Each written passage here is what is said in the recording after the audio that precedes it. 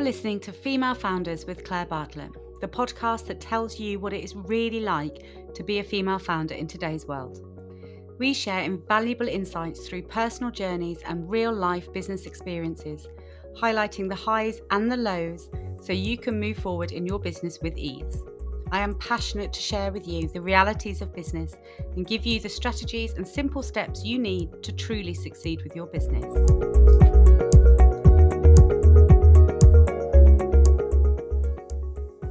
Today's episode is brought to you by Xero Accounting Software, a champion of female entrepreneurs and a proud sponsor of the Female Founders podcast. Managing your business finances can feel overwhelming, but Xero simplifies it all and gives you the power to keep your books in order and your mind on growth. Xero have offered an amazing 50% discount off your first 3 months with them to all our listeners. So if you'd like to take advantage of this amazing deal, then follow the link in the show notes today. But for now, let's jump into this week's episode.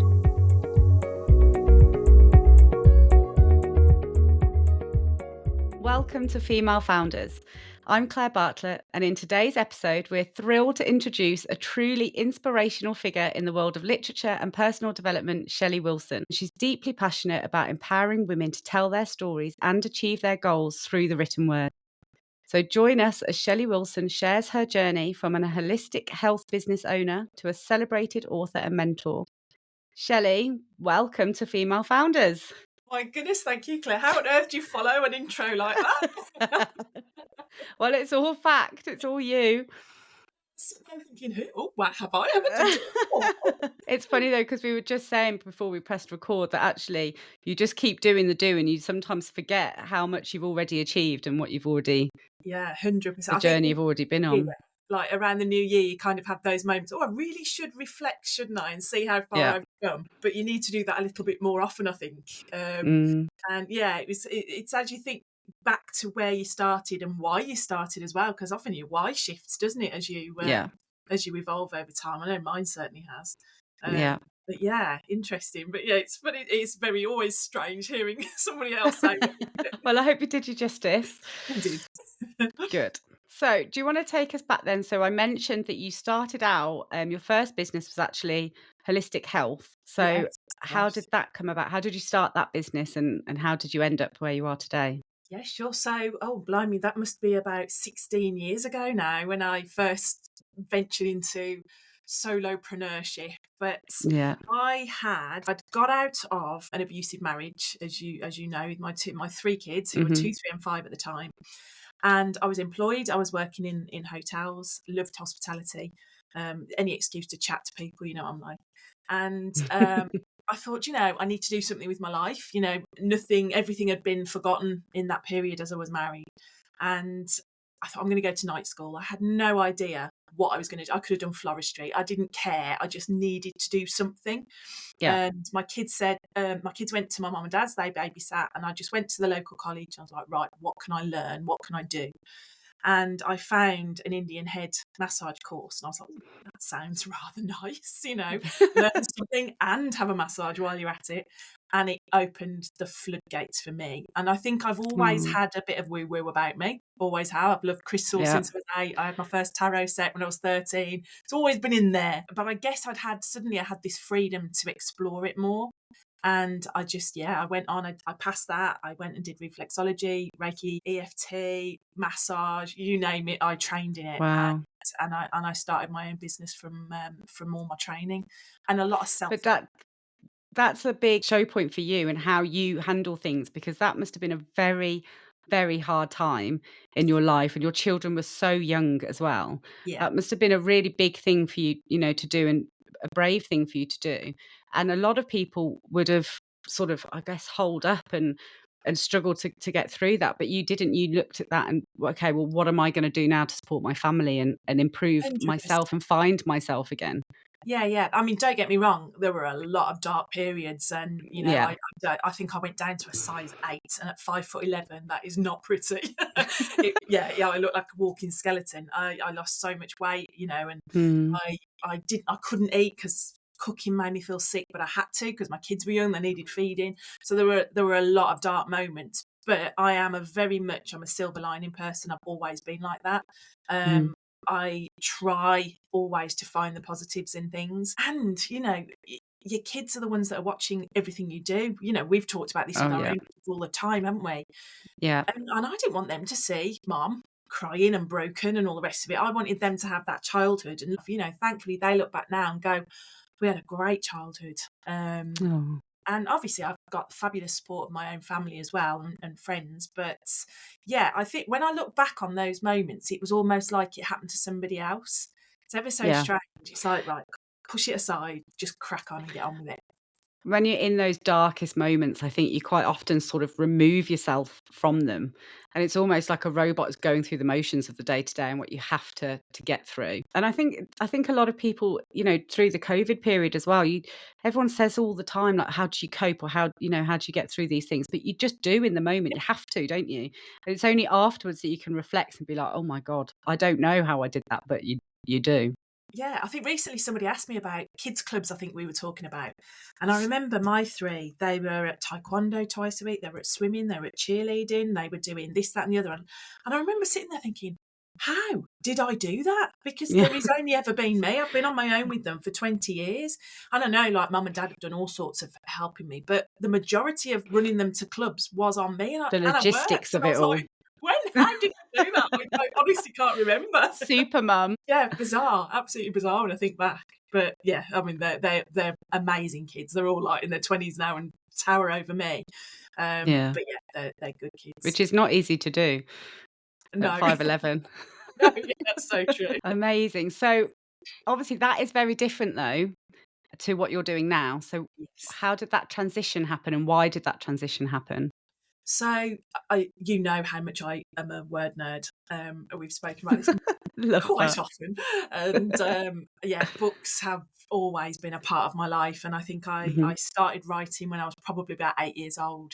And in my head, if you'd have asked me at school, what do you want to be when you grow up? Author. I want to be an author. I want to write books. So you've always had that? Always been, buried deep within always. But of course, back then it was all to be an author, you had to be published by a big five. Self-publishing wasn't a thing, it was how am I ever going to do that? And so it was always that dream in the back of my head. And then my holistic business doing brilliantly, had a waiting list of clients, absolutely loved it. And then I was bitten by something, spider, bug, we don't know what. It started to shut down my body. So I'd go to do a reflexology session, for example, and my hand wouldn't work. And I hate letting people down. So it was where I was having to rearrange appointments, and I just got worse and worse. I mean, the one thing with it was my clients watched me deteriorate. So it wasn't like, they were like, Shelley, you look really awful actually today. Said with love and affection, but oh my God, you look like you've been dug up. And kind of like, okay, I'm not making this up. Other people are noticing. And it just got so bad. It got to the stage where I was like, I can't do this anymore. And so that hobby that I'd had of writing, it suddenly overnight almost had to become my main source of income. And at that time, I'd self-published a few books. So I started jumping into networks as an author, going along with my little book and going, oh, this is me and I've done this. And a lot of people started to go, I've always wanted to write a book. Oh, where did you start? How did you start? And I guess sounds familiar. We've had that conversation. Not that I've had this conversation with you a million times. But yeah, it will happen one day. yeah, I'll keep hounding. But yeah, I guess my writing mentor business kind of accidentally grew from all of those people saying, how do you start? Where do you begin? And I had the answers to that. So yeah, that hobby became my actual main job. And I was sad, I must admit, very sad to leave the self-help side, but it was necessary. There was no way I could have gone on. Have you ever thought about going back to that? Have you ever wanted to go back to that? Or do you feel like that was a season of your life that you loved, but something happened, that made you realise that chapter is closed and you've moved on? I think at the start, I cried probably for a week when I made the decision I was going to close. That I really was upset because a lot of, you'll get this with your clients, they become almost like family, don't they? Especially when you've seen them for 7 years and they've been coming with their issues and you've been helping them. So there was that period of like sadness. Then there was the next stroppy teen period where I was like, oh my God, I've put all this self-work in and I've done all this training and it's all gone. And, stroppy bit. A lot of my clients were telling me, don't you think you're being nudged down the right route? Because they knew how much I loved writing. I used to write them newsletters and blog posts and all sorts. So they knew where my passions were. But so it was they kind could of see it even before you could. Yeah, they were the ones going, there's a little bit of a thing. Might be the universe here. Yeah. And I guess, I wouldn't go back now. I think back then I could have done because I loved it so much. Yeah. It was raw then, though. Yeah, it was. Yeah. And when I think about it now, I've got so many friends who are in that, that they do Reiki and they do all what I do and used to do. And they're amazing at it. And I'm like, I go now for treatments and it's nice to be on the other side and just lie there and let them do what they like. Oh, it's fabulous. I love Reiki. Yeah, exactly. So I get something different from it now, but I can't. No, I wouldn't go back. It has definitely moved on, and I've changed completely. And I can't imagine not doing what I'm doing now. Which is interesting because back then, obviously, I thought that was what I'd be doing for the rest of the time. That was the thing, yeah. But you spoke about your clients becoming friends and almost family members, but also your business is family to you. Like me, my business is my baby. Yeah. And if I had to say goodbye to it, I presume you went, you did grieve it. You went through the grieving period, losing that business. And I think a lot of people don't necessarily understand that, how attached, if you don't have your own business or you're just at the start of the journey, like this is a warning, you will become one. You get really attached to that business, don't you? You do. And the highs and lows of the business become your personal highs and lows, don't they? Yeah, it's all intertwined. And I think, like, I work from home as well, so my spa excuse me, was my converted garage, so even that was at home. Now obviously I've got a desk, so it's a little bit different, but again, it's all part of the one. Yes, I can shut the door of a night time and work's work and home's home, but it was, I mean, when I think back to that business, so I was obviously on my own, my kids were still quite young, and I'd put them to bed at bedtime and then I'd work, I'd have clients in the night because what else was I was just going to stare at the telly over and over, and I just wasn't prepared to do that. So that it was almost like my social life as well, how I got to see it. You couldn't go out, so bring people to you, bring them to me. And then I started to do a lot of workshops around what I trained in. So I trained in crystal therapy and healing and meditation. So I started to bring in workshops and like meditation groups, although the ladies started to call it nap and natter because they'd come, chat and fall asleep. It was, not quite how I wanted them to be meditating. They got some of that. But they got some rest from it. They felt better after, I suppose. Oh, it was great. But I think that part of it, that reaching a wider audience than the one-to-one, I think that's helped me with what I'm doing now because I can do workshops and that, and it just feels normal and natural for me now. Yeah. Well, as you said earlier, you do like a natter, don't you? You like to chat. You're very easy to talk to and you're so sort of warm and approachable. So we met originally through networking, didn't we? So we were at the same events. I don't even know how many years ago now, maybe 8 or 9 years ago. Yeah, it's got to be. A long time ago. And that again can be quite a nerve. And you are the type of just warm energy that you're going to be welcoming and you're going to have a relaxed conversation with you. And I think that's just what everybody needs. So how did you move in? So you said that you had already published some books by the point that you started the networking. So how did you go about publishing that first book? Because as you said in the beginning, publishing was you needed to get in front of one of the big publishing houses. Nobody even knew the term self-publishing, it wasn't even a thing. So how did you target that and how did you go against the grain and say, well, no, I want to get this book out into the world and I'm going to achieve that? It's funny. So knowing that to get published, it was, these big publishers. When I did my first book, which was How I Changed My Life in a Year, I never even thought about submitting it to a publisher. By then, self-publishing was a thing. And I was like, well, that's what I want to do. I can get it out in like a week. Oh my gosh, that's what I want to do. And the book itself was obviously I wrote it while I was still doing my holistics. So it was a blog to book challenge. I had to put my teeth in to say that. And it was me doing 52 New Year's resolutions aimed at my holistic clients to show them if you put your mind to it, you can achieve anything. Look at me, I've got a business, I've got 3 young children, but I'm still doing this, still pushing myself in lots of different ways and sort of testing myself. And so it was purely for them. And I was blogging every single week to show them what I was doing and all the highs, the lows, this week I failed, but it doesn't matter because look what I've learned. So there was a lot of that going on in the blog. And then all of a sudden people were messaging me going, this is brilliant. I'm going to set myself a challenge and I'm loving your story. And they weren't my mum. They were people the other side of the world. And I was like, hang on a minute, what people are actually reading what I'm doing? This is just a bit bizarre. And at the end of that year, a journalist friend said, you have written a book. You already work in the mind, body, spirit sector. You've got a ready audience who've been following you throughout the year.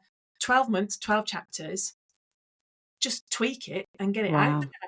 And it was just, those light bulb moments. I was like, wow, I've written a book. What are you on about? That's a bit bizarre. And I found my my editor who's been with me since 20, and we did a little bit of rewrites to make it more book than blog and put it all together. Found someone who could help me format it and design the cover for me. Uploaded it and it literally changed my life. Literally, I know that's what it says on the book cover, but that book absolutely changed my life totally.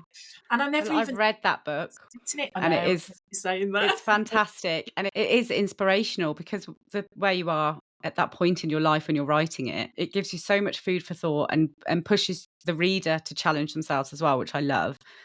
But what I find really interesting is that you had wanted to be an author since you were 8. You'd always had that dream, but your first book actually was written almost by accident. You didn't even realise that you'd done it, which is brilliant, isn't it? And again, potentially the universe is helping you out here. Like, come on, Shelley, get with the programme. Really, we have nudged you down so many to do something. But I think it's the stories we tell ourselves, isn't it? So as a kid, I would absolutely read everything that was ever written, but it was all fiction. Never thought about non-fiction ever. So the story I was telling myself, I'm going to write a book one day, I was thinking novel. So the non-fiction side just never even registered for me until Douglas said, by the way, you've written a book. Oh, right. I'll better do something with that then. And that was a bestseller then, wasn't it? It really took off. It got to number 1 in self-help and women's biographies. Amazing. It was the one that Penguin Random House messaged me about because they'd seen it bouncing around the top 10 for 4 years. And even now, 10 years ago, I published this in 2014. So 10 years later, it's still my biggest seller, and I still get the most comments from people, just Facebook messaging, emails, DMs, whatever, just going, I've just read your book. This is what it's helped me do and achieve. And that honestly, must be so heartwarming and make everything worthwhile. Absolutely incredible. There was it only happened the end of last year actually. I was tagged in on something online on my Facebook page, and I went along and I was reading this long post about we've done this and we've done that, and I was like, I don't know why they've tagged me in. And then at the very end it said, just to give you some context, we started this community group after reading Shelley Wilson's How I Changed My Life in a Year. And I was like, what? Oh no. So I clicked on the cafe that say hello, and they were in Philadelphia in America. And I was like, what? No way. The other side of the world. And I ended up Zooming with them and saying, did you? No, it's me. It was brilliant. Absolutely brilliant. And that was like, what? This is just incredible. So this is what I try and tell people all the time, because you didn't actually go into that really with much expectation. You weren't looking for a bestseller at that point. No. You were just, I want to help this audience I already have. Yeah. And it's my personal experience I'm just sharing with others. And yet that's been your biggest success across the whole 10 years. And that's the one that's changing people all over the world, their lives as well. Yeah. That's such an amazing achievement. I mean, I know you talk about this with your group and everything, and I do it with my writing clients, like that authenticity thing, that vulnerability, that just be you, and everything else will fall into place. And I think with that book especially, you got me, the warts and all. It was right, actually I haven't done it this month, or I've failed at this one, but I've had a go at it. And I think a lot of people really do resonate when you are honest and vulnerable. The one thing it's taught me more than anything, definitely. Yeah. One of the biggest things that I keep repeating, and I know I say it so much, is that people buy from people. Yeah. People connect with the person behind the brand and the business. And that's what you did. You showed yourself so authentically in that book, and you got everybody to, awareness of who you were. They've then come into your space, and it's all because you showed your true colors, and you were just truthful and honest throughout the whole thing. And that's what I think people shy away from, and they think nowadays you have to perceive this Instagram lifestyle or this level of perfection that is not real. Nobody can be perfect 100% of the time. You, in that 12 months, there were chapters that you didn't complete, or Exactly. you stumbled upon, and that's reality. That is Yeah. what Yeah. everybody goes through. So, but it's so refreshing to actually read that, because Yeah. so many people wouldn't have put that in. They would No. have pretended. And I think we need more of that, don't we? Especially like online, more so, like, because you say so many of my clients will say, I can't write this book because it's been said before, it's been done before. And I'm like, yeah, it has, but not by you. You are just unique. And so many people miss that bit. And that's the magic. You are your own USP, your unique selling point. Yeah. So we've got now to where your first book is out there and it's changing the world. And as you're saying, that was 10 years ago. And then you've done some meditation books, haven't you? And you've done a few in that self-help section, but you've also done then your children's, teenage fiction, isn't it? Yeah, so this is how my brain works. I go from meditation to werewolves. This is literally how I am. I did the children's meditation book, and I did the one for tweens and teens, which was a bit later. And a lot of them, I suppose that's me almost tapping into what I used to do, the whole self-help, personal Connecting development. the two, Yeah, it makes sense. I don't think I'll ever publish another self-help book because I'm no longer in that world. And there are so many amazing people who can write those books, and I'm working with a lot of them. You're going to make a lot of people sad by saying that, Shelley. No, I can help them. Never say never. Never say never. Very true, very true. I think the next non-fiction book will be a camper van book, so that'll be quite a different genre. The stories of Snoopy. Exactly. But the fiction side, it's kind of going back to that's exactly what I wanted to write. That 8-year-old me wanted to, I followed Enid Blyton up that magic faraway tree and wanted to have all those adventures. So I'm getting to have that now. And when I first walked away from that horrific marriage, reading just wasn't part of my life anymore because I was so busy, I was so whatever.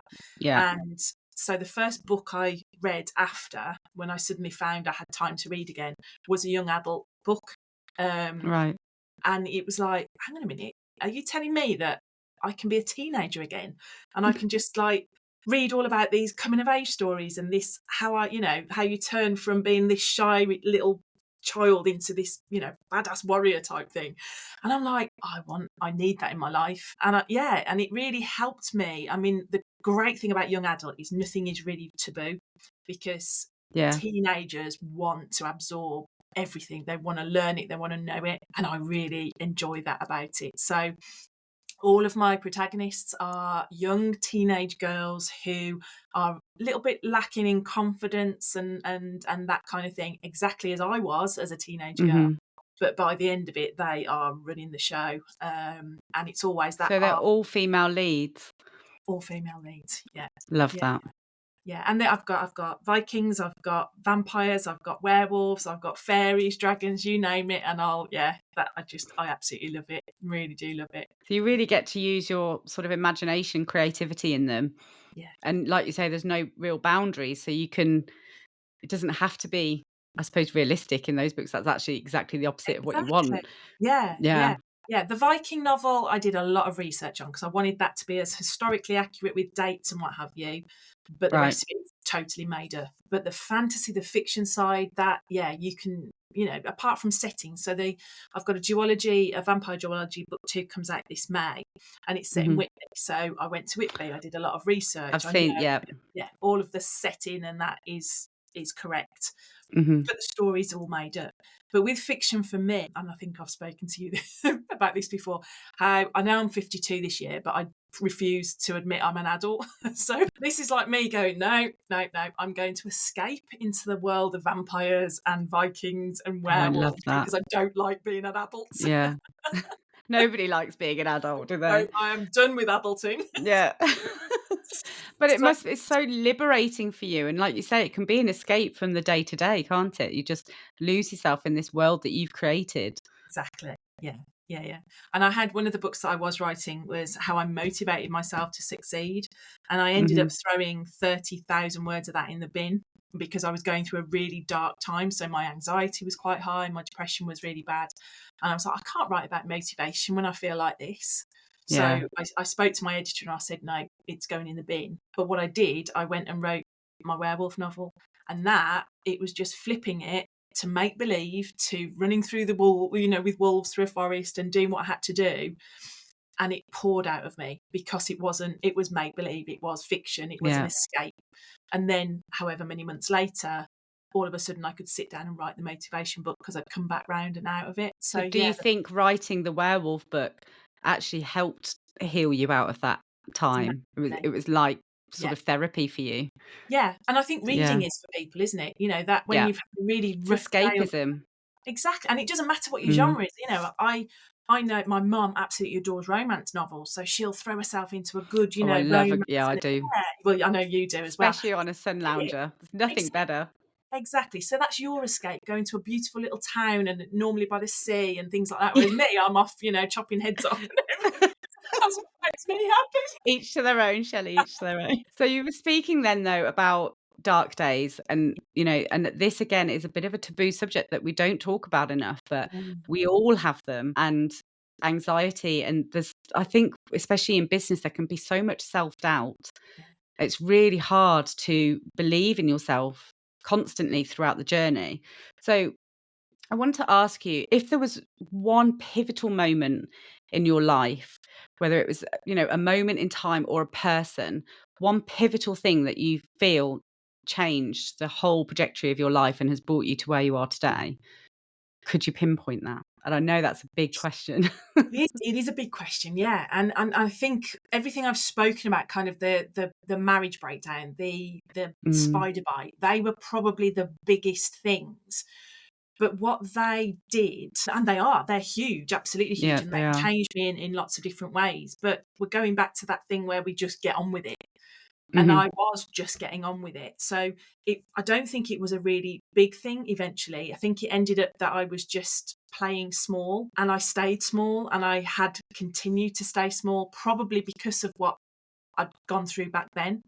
So there was a lot of my ex-husband's voice in my head, a lot of that, don't be so ridiculous, you're nothing, you can't do that, you're all bar. Lots of other people in my life that have thrown those comments at me as well, that they bubble up whenever you're in those moments where, I'm going to try this, I'm going to learn this new skill, or I'm going to have a workshop out there, and then 20 voices are in your head going, don't be so ridiculous, you can't do that. And I think I listened to them for way too long. And I am the first person to tell anybody, oh, no, you don't want to be listening to them. This is what you can do. You can achieve anything you set your mind to.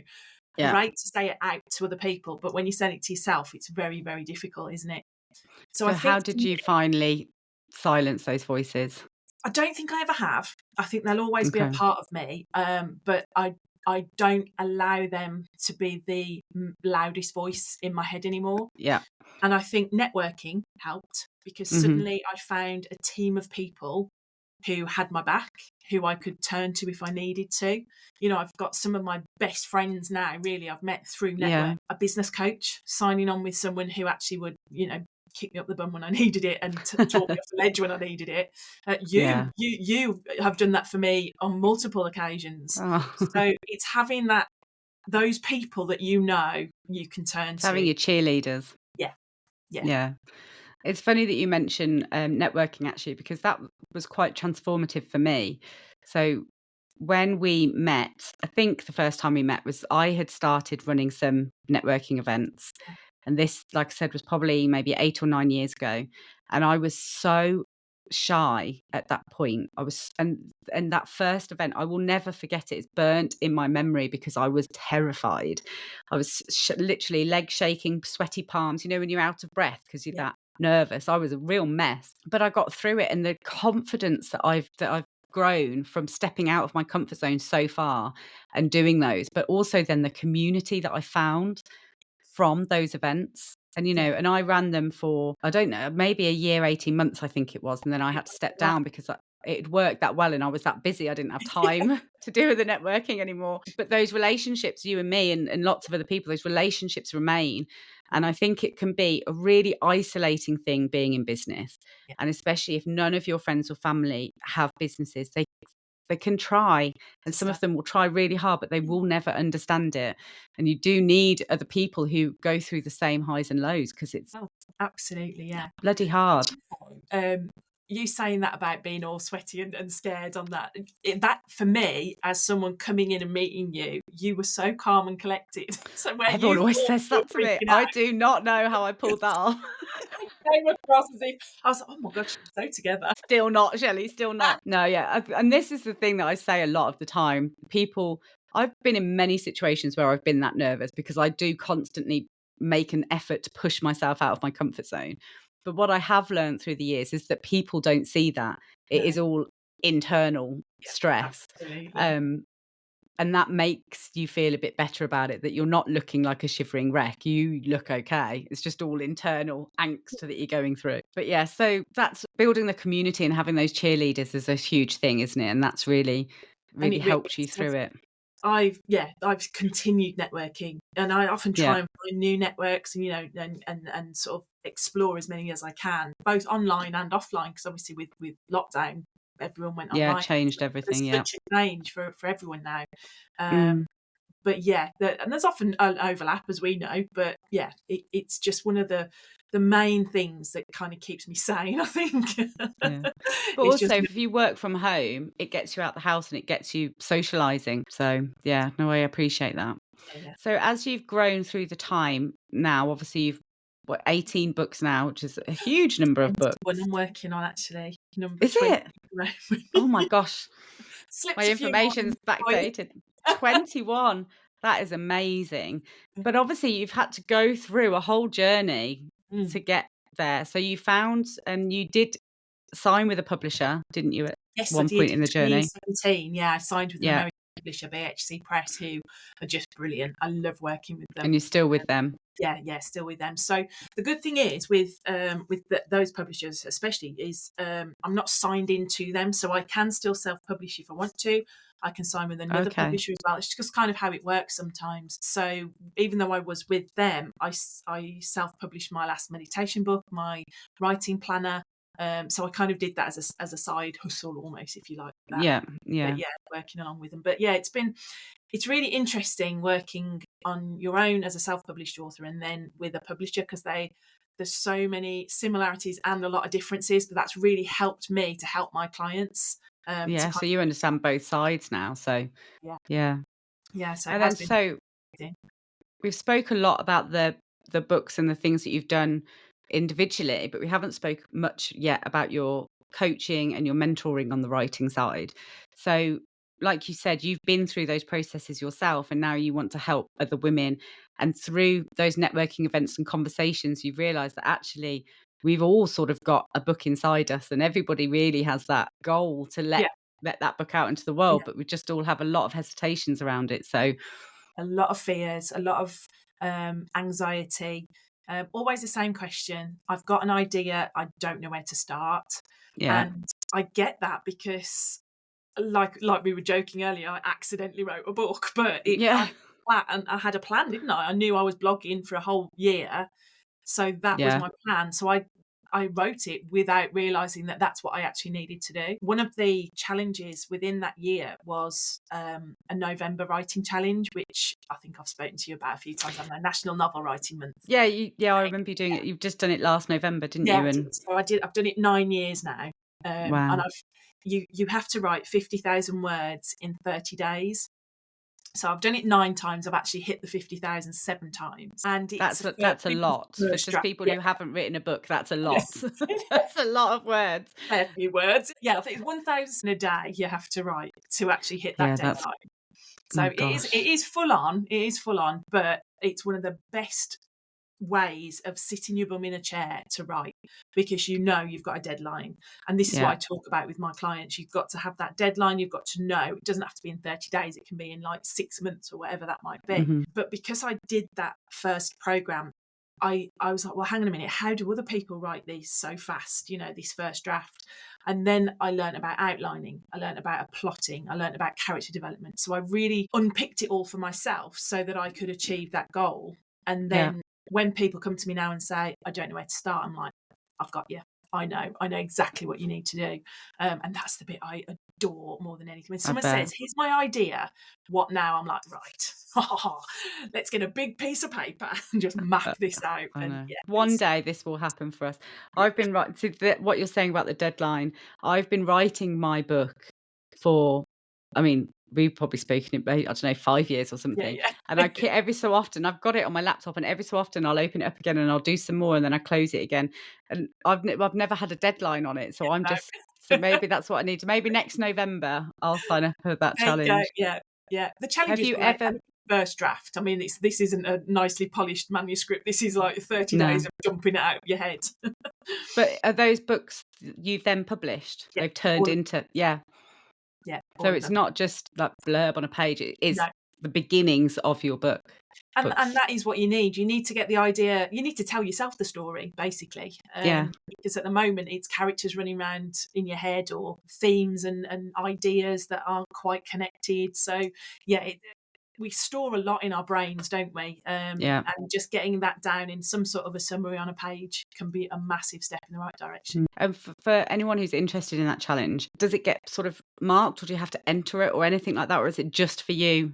No, just totally to challenge yourself to? Yeah, it's the website is literally NaNoWriMo, so it's the NO. NOWRIMO, NaNoWriMo, and then MO on the end, .org. Oh my God, abbreviation. But it's totally free. You just sign up. You can have like a profile page. You add what you're going to be doing. It can be private. It can be public. I always put mine public because I like to use it as like to show my clients that I'm doing it. And then every day you upload your word counts. That's all. No one's looking at it. No one's reading your stuff. You're just uploading your word count. And then a little graph will go up as you climb towards that 50,000. And then you get little badges, like virtual badges along the way. So when I'm such a geek, but you get your 5,000 word, and then your 10,000. I love all things like that. It's fabulous. But obviously, so we're talking about that challenge, which sounds great and is a great way to force you to get the number count and the words out. But you need to know, like you've said, where to start. And without that baseline and that initial stuff, which you can help with, and you have lots of different ways that you can help people, don't you? So you've got all that information of how to just start the plotting of the book, but you also have sessions as you're working through the book. It's not just the beginning, it's the whole thing that you can help with, isn't it? Yeah. And I this is like what I've been working with my coach and that, to find ways to help people. So I do 1-to-1, which is 6-month program. And that's where majority of people, they need that 1-to-1. They need that proper bum kick, and they need to be accountable. Right, I've got to hand it in. I'm seeing her every couple of weeks, and she's going to ask me for what I've written. So some people really need that. I've got a 8-week group program, so we're just coming to the end of that one now. So a lot of them are still on their outlining, they're still mapping it out, but then they've got the roots of it all to crack on. The one bit that I realized that was missing was that accountability. So I can get them going, but I can't write it for them. And that was the bit that was missing. So I'm launching a membership where it's just £25 a month, and you just come in, and I'm there to offer that account. Right, have you written it? Have you done that? What have you? What is it? The kick up the butt that everyone needs. The bum, absolutely, every month. But I know, and I think that's what Nano does for me. When I do the November challenges, I know, right, every day I've got to upload that so I can see myself. And because you're keeping it public, other people can see it as well. So there's that accountability that you need to keep you on track for it. Yeah. The first thing I say to my clients is go out and tell somebody that you're writing a book.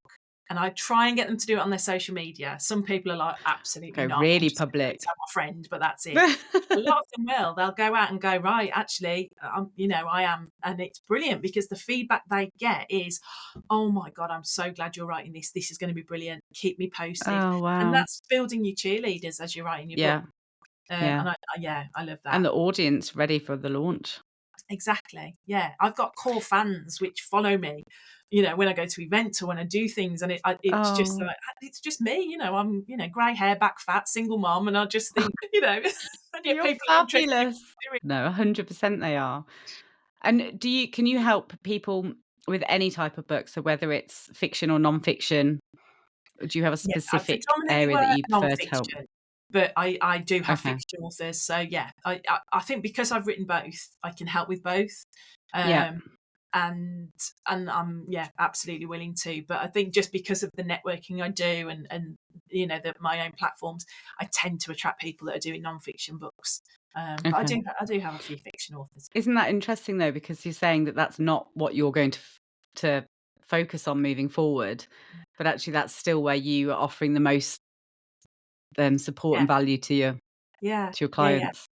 And I think with fiction, I know you want to write fiction as well. It's the flow of the story, isn't it? So it's kind of Mhm. it's linear. You start at the beginning, you get through your middle, and you get to your end. I think with non-fiction, especially when it's around a business book, people stumble over their own ideas. They're like, I don't know how much to add in, what's too much, what's too little. And that's the bit that a lot of people need guidance and support Mhm. on, that it's okay not to tell them everything you've ever learned in, Yeah. 7,000 pages. Hold some back for them. Yeah. But I also think I completely agree with that. If you've got too much information to sort of wind it down. But I also think I get asked a lot, I help people with their sort of marketing and their social media and their voice. And they say, oh, but I don't want to give too much away because otherwise I won't have anything to sort of sell to the client and to Yeah, help them with. And I just think that it's so wrong because the teachings are very different. When you read a book, that's brilliant and that's the starting point of what you need, but it's not really giving you like the how or the accountability or any of those elements. yeah, And that's where they can still come to you. So I find this a really interesting topic and one that nobody seems to really know. There's no sort of magic point that's no, how much you there should give isn't. and don't give anything more. It's completely different, isn't it? I always say to my writing clients, dangle your carrot, dangle the Yeah, carrot for them. But once they're in it and they've read your book, you want them to get to the end and go, that was amazing, right? Can I book her? I Can I need book her one more. to one? Yeah, Has she got, this and that? How can I work with this person because I need more? Yeah. yeah. So always dangle that carrot and then entice them into your world. Love that. Yeah. So, we've talked a lot about different challenges that you faced, but is there one particular failure that you have gone through? Just one, the one that you've learnt the most from? Oh my goodness. I don't really, I think just not believing in myself. I know it's not a failure, but it kind of is well, I suppose it is because, yeah, it's something that has stopped me from It's held you growing, back. from believing, it's massively held me back. Mhm. I think the failures are, so my business, I suppose there's things I could have done with my holistic business, maybe from a financial point of view. I could have sold my client list, maybe, but that just never was on the Yeah, radar, something I never even thought was a possibility. I see people selling on their businesses now, and I'm like, oh my gosh, could I have done that? I don't missed a know. trick. Yeah, Yeah, there's all maybe. sorts of those kind of things that I never know. But I think, no, I think failures is, for me, is just, it's all self-induced stuff. It's all actually, you don't think you're good enough. You don't think you know enough. You don't think, I remember having this conversation a long time ago about starting doing my mentoring. And Mm. it was the lovely Karen Heap that you know. I said, why would people want to learn to write a book from me? What do I know? And she's like, you've written 16 books, Shelley. Think you You know know. everything. And I'm like, oh, okay. And but before that, it had just never registered because Mm. that self belief just wasn't there. And I know I hear about it so much from not just writers, but anyone in the networks, and you must get it as well. So, yeah, so it's not a failure, but it is in a way, I'm failing myself by not fully Yeah. appreciating my own skill set. So it's that imposter syndrome Yeah, really controlled you for a long time. massively. Yeah, Yeah. yeah, So yeah. I know that you say you haven't completely conquered it, but you've just been able to turn the volume down of that negativity in your mind. But how have you managed to do that? Because that's still an achievement and moving forward. So I presume a lot of sort of self-worth and self-work looking internally I think and the self-work bit is vital, massively. But I think actually investing in myself, not just personally, but professionally as well. So I'm working with an amazing coach, Dawn, and that was an investment. But what she gives me and what she helps me achieve is something I never thought possible. You know, she's getting me to step into my own power, which, light power. and I Love that. remember my Reiki master teacher all those years ago told me off. She's like, Shelley, you give your power away too easily. And that stuck with me because it was exactly right. I'd given it away to my husband. I'd given it away to a couple of friends who have, like, you know, really kind of done the dirty. And I'm like, actually, yeah, she's right. And I've got to stop doing that. So, Dawn's helping me step into that and recognise when I'm doing that, which is a big thing. Yeah, it's a huge thing. And just quickly on the topic of mentors and business coaches, this is, again, quite an interesting topic because lots of people say that their success is down to them and having that accountability or that somebody is pushing them out their comfort zone. But it's a big decision and usually with a high cost involved. Yeah. This is one of the things that I think people are challenged with is they look at that initial cost, but they don't look at what value and what money that could bring them. Exactly. And it's having that broader awareness of what it's going to bring to you and your business, but also personal development can be huge from them. So yeah, and I think now you taught me this, but paying out, yes, it was an investment, but I've made it back in a couple of months. I've made it back because she's made me step up to the mark and do this and that and the other. And I'm like, oh, okay, so that's what properly investing in yourself means. You do get this back and then some. Yeah. But so what was the moment that made you, after all of these years in business and different businesses, to decide now to invest in a business mentor? I think my kids, randomly, even though they are all now grown up, you know, they're all in the 20s, I think they're always watching you, aren't they? And seeing what you're doing. And I suppose I've been putting off being an adult. Even though I know I am, but and it was all of a sudden thinking, I want to help support them as they're getting into their lives and starting to move out and get their careers sorted and that. I want to be in a position to help them. And that was a kind of like it's always been them, always been the kids. I think most business owners say that, don't they? They're my why, but for very different reasons. Before it was like, so I could go to the sports days, so I could do this, so I could be there for them. And that was my why at the very beginning. Now it's like, I want to take my daughter to America and do amazing trips. I want to help my son buy his first house. I want to, you know, my other son, I want to help him do this and that and the other. So it's as they're growing, my why is growing, but it's all still to do with them. Still there, and that's the thing. Like we all go into business, like you say, with a reason and a why. And mine was exactly the same as yours: flexibility around my family. But as your family grow, and you grow, you age, and your wants and needs from life are different as well. So it is flexible, and I think people say all the time, you know, don't go back to your why. What's your why? Like, don't forget it, but it will change. And if you try and keep it the same reason that you started, you know, I've been in business 10 years. You were, 16 years, did you say? We're in very different places in our lives now. So yeah, no, I think that's really important. So one last question, because we've been talking, we could talk for hours more, couldn't we, Shelley? But one more question for you is, what is the one book that you remember blowing your mind when you were a child and putting you on this path? Oh my goodness. Well, I've got just the one. You can have 2 or 3. I think there's been a few. Okay, it has to be The Magic Faraway Tree with Enid Blyton. That was what started. I literally did climb up that tree with Moonface and never came back down again. Never came down. It was right. Fantasy fiction was the way to go.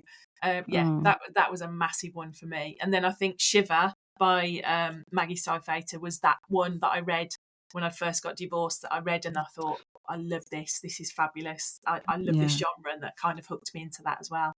I love that. Yeah. So they've helped you as well. They're the pivotal moments as well, aren't they? Reading those books have put you on this path. Amazing. So Shelley, if anybody has been listening to this and wants to find you afterwards or wants to come and work with you, how can they do that? So my business is Shelley Wilson Writing Mentor, does what it says on the tin. So if you Google that, will find me. And I'm on LinkedIn, I'm on Facebook. I've got an author platform as well on Facebook. And yeah, if you Google me, I will pop up, much to my kids' delight whenever they've done. Amazing. Shelley, thank you so much for joining me today. It's been a pleasure having you on Female Founders, and good luck with your 21st book launch then. When is it being released? So this one I'm just editing at the moment, but I've got book 20s coming out in May 21st, that'll be out. But yeah, the other one I'm still working on. Well, it's not long though till May. I know. So good luck with it all. Thank you. Okay. All right. Thank you. Bye. Thanks, Claire.